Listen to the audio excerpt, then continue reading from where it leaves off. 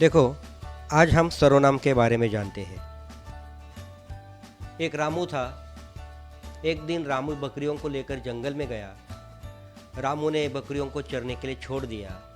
रामू ने खाना खाया, फिर रामू सो गया। देखो, यहाँ रामू एक संज्ञा है। यहाँ वो बार बार आई है। वाक्य में एक ही संज्ञा बार बार आती है तो हमें जरा खटकता है, मतलब कानों को अच्छा नहीं लगता है, क्योंकि रामू रामू रामू रामू ये सुनने से अच्छा नहीं लगता है, क्योंकि ये जो संज्ञा है ये बार बार आई है। अब देखो कि यही वाक्य अगर मैं इस प्रकार कहूँ, एक रामू था। एक दिन वह बकरियों को लेकर जंगल में गया। उसने बकरियों को चरने के लिए छोड़ दिया। उसने खाना खाया, फिर वह सो गया। अब हमें सुनने को अच्छा लगता है, खटकता नहीं है ना। देखो कि मतलब यहाँ ये हुआ कि रामू जो है, इसके बदले में यहाँ ये शब्द आए हैं, जैसे वह, उसने, वह, ये क्या है, इसके बदले में आई है। और इसलिए संज्ञा के बदले में आने वाले शब्द को सर्वनाम कहते हैं। ठीक है, फिर से हम परिभाषा देखते हैं। संज्ञा के बदले में आने वाले शब्दों को सर्वनाम कहते हैं। सर्व का मतलब सब। सब नामों के बदले जो शब्द आते हैं उन्हें सर्वनाम कहते हैं। ठीक है, जैसे मैं, तू, वह, आप, कोई, यह, ये, वे, उसका आदि। देखो, यह जो है यह है उदाहरण। ठीक है, अब हम देखते हैं सर्वनाम के भेद। सर्वनाम के भेद का मतलब प्रकार कौन कौन से हैं देखते हैं। सर्वनाम के 6 भेद होते हैं। 1 पुरुषवाचक सर्वनाम, 2 निश्चयवाचक सर्वनाम, 3 अनिश्चयवाचक सर्वनाम, 4 संबंधवाचक सर्वनाम, 5 प्रश्नवाचक सर्वनाम और 6 निजवाचक सर्वनाम। ठीक है, हम इस सर्वनाम के बारे में विस्तार से देखते हैं। अब हम देखते हैं पुरुषवाचक सर्वनाम। परिभाषा देखते हैं। जिन सर्वनाम से व्यक्ति का बोध होता है, व्यक्ति का बोध।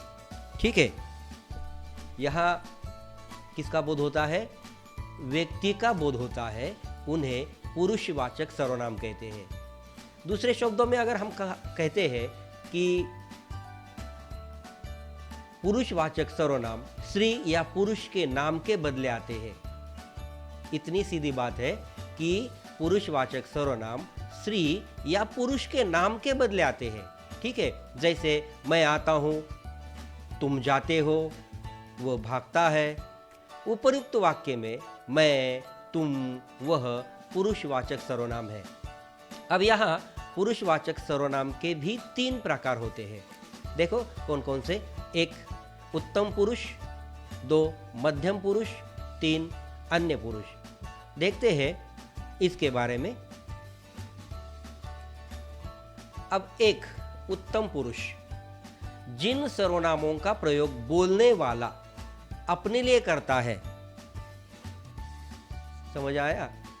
जिन सर्वनामों का प्रयोग बोलने वाला अपने लिए करता है उन्हें उत्तम पुरुष कहते हैं। जैसे मैं, हमारा, हम, मुझको आदि।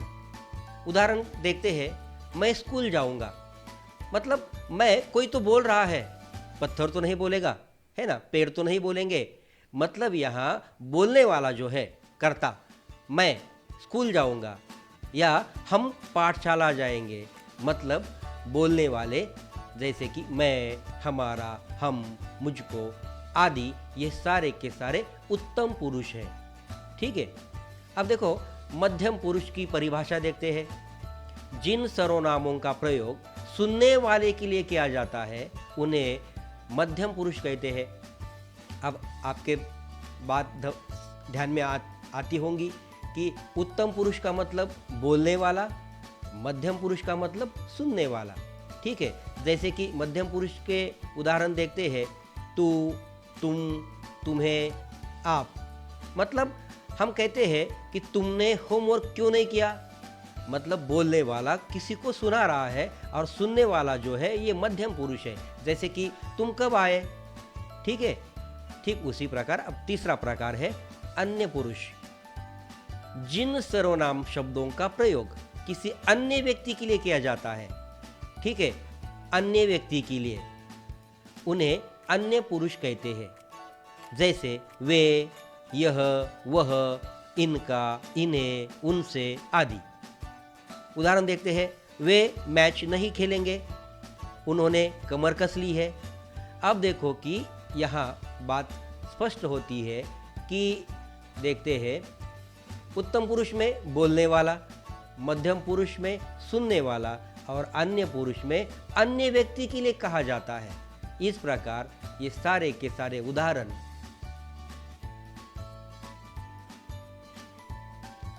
पुरुषवाचक सर्वनाम के हैं, ठीक है।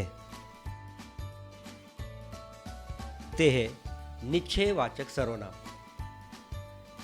जिस सर्वनाम के किसी व्यक्ति या वस्तु का निश्चित बोध होता है, जिस सर्वनाम से किसी व्यक्ति या वस्तु का निश्चित बोध होता है, मतलब व्यक्ति या वस्तु का निश्चित बोध होता है, उसे निश्चयवाचक सर्वनाम कहते हैं।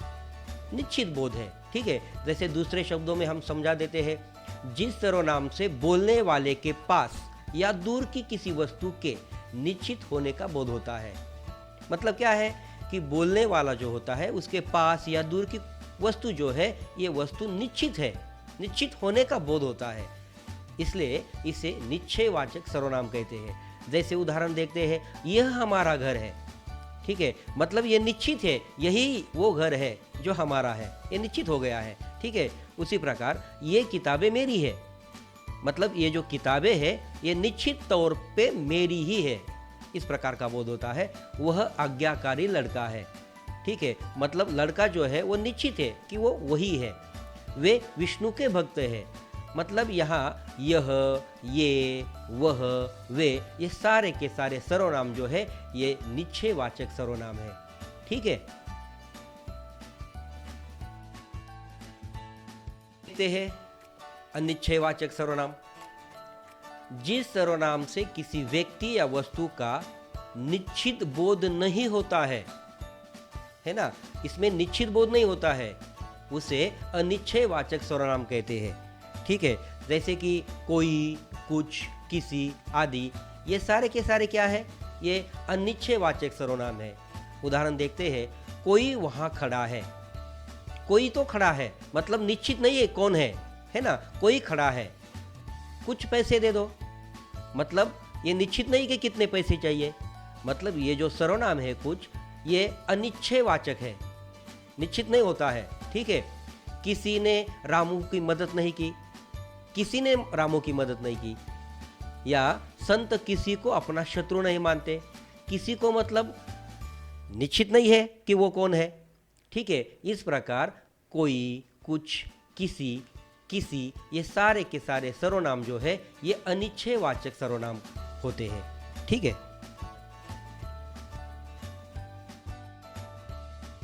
अब हम देखते हैं संबंधवाचक सर्वनाम, ठीक है। जिस सर्वनाम का संबंध दूसरे सर्वनाम से होता है, जिस सर्वनाम का संबंध दूसरे सर्वनाम से होता है तथा जो शब्द दो वाक्यों को जोड़ते हैं उन्हें संबंधवाचक सर्वनाम कहते हैं। कैसे, देखते हैं उदाहरण के जरिए। एक, जैसे कि जैसा करेगा वैसा भरेगा, मतलब जैसा, वैसा, ये क्या है, दोनों सर्वनाम है और ये दोनों सर्वनाम एक दूसरे का संबंध दिखाते हैं, ठीक है। जैसे कि जो परिश्रम करते हैं वे सुखी रहते हैं, जो परिश्रम करते हैं वे ही सुखी रहते हैं, मतलब जो और वे, ये दोनों वाक्य का संबंध, मतलब सर्वनाम जो है ये एक दूसरे से संबंध दिखाते हैं, ठीक है। वैसे वह जो न करे सो थोड़ा, जो, सो, जो तुम कहोगे वह मैं करूँगा, जो, वह, जैसी करनी वैसी भरनी, मतलब जैसी और वैसी, ये जो सर्वनाम है ये सारे के सारे सर्वनाम संबंधवाचक सर्वनाम होते हैं या इसे संबंधवाचक सर्वनाम कहते हैं। ठीक है, तो हम देखते हैं प्रश्नवाचक सर्वनाम। प्रश्नवाचक सर्वनाम क्या होता है? देखो, जिस सर्वनाम का उपयोग प्रश्न पूछने के लिए किया जाता है, किसके लिए? प्रश्न पूछने के लिए किया जाता है, उसे प्रश्नवाचक सर्वनाम कहते हैं। सरल शब्दों में हम जानते हैं कि प्रश्न करने के लिए जिन सर्वनामों का प्रयोग होता है, किसके लिए? प्रश्न करने के लिए जिन सर्वनामों का प्रयोग होता है उन्हें प्रश्नवाचक सर्वनाम कहते हैं। जैसे कि कौन, क्या, किसने आदि। उदाहरण देखते हैं, टोकरी में क्या रखा है? क्या, इससे प्रश्न निर्माण होता है। बाहर कौन खड़ा है? तुम क्या खा रहे हो? आज घर कौन कौन आने वाला है?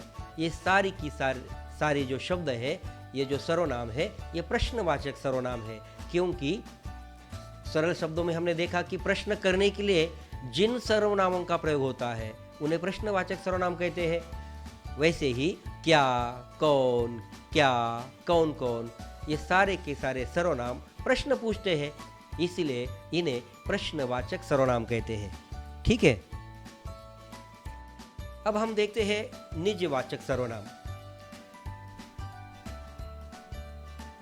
जिन सर्वनाम का प्रयोग बोलने वाला अपने लिए करता है, बोलने वाला अपने लिए प्रयोग करता है, उन्हें निजवाचक सर्वनाम कहते हैं। मतलब स्वयं के लिए करता है। दूसरे शब्दों में हम देखते हैं, जो सर्वनाम वाक्य में पहले आई हुई संज्ञा या सर्वनाम के साथ आकर अपनी निकटता प्रकट करता है, उन्हें निजवाचक सर्वनाम कहते हैं। जैसे कि निज का मतलब स्वयं या अपना। देखो उदाहरण, मैंने अपना कार्य स्वयं किया। मैंने अपना कार्य स्वयं किया, मतलब ये जो मैंने है, इसके ये निकट शब्द आया है अपना, मतलब बोलने वाला अपने लिए वो कह रहा है। ठीक है, मैंने अपना कार्य स्वयं किया, अपना, स्वयं। ठीक है, मानो स्वयं दुखी है, मैं अपने आप चला जाऊंगा। इस प्रकार अपना, स्वयं, अपने आप, ये सारे के सारे शब्द जो है, ये जो सर्वनाम है, ये है निजवाचक सर्वनाम। ठीक है, इस प्रकार हमने क्या क्या देखा, एक बार फिर से देखते हैं। सर्वनाम हमने देखे, कौन कौन से सर्वनाम देखे? देखो, पुरुषवाचक सर्वनाम, निश्चयवाचक सर्वनाम, अनिश्चयवाचक सर्वनाम, संबंधवाचक सर्वनाम, प्रश्नवाचक सर्वनाम, निजवाचक सर्वनाम। फिर से हम देखते हैं कि कौन कौन से सर्वनाम देखे। पुरुषवाचक सर्वनाम, निश्चयवाचक सर्वनाम, अनिश्चयवाचक सर्वनाम, संबंधवाचक सर्वनाम, प्रश्नवाचक सर्वनाम और निजवाचक सर्वनाम। इस प्रकार हमने इस वीडियो में सर्वनाम क्या है या सर्वनाम के भेद कौन कौन से हैं, उनके बारे में बहुत गहराई से देखा। धन्यवाद।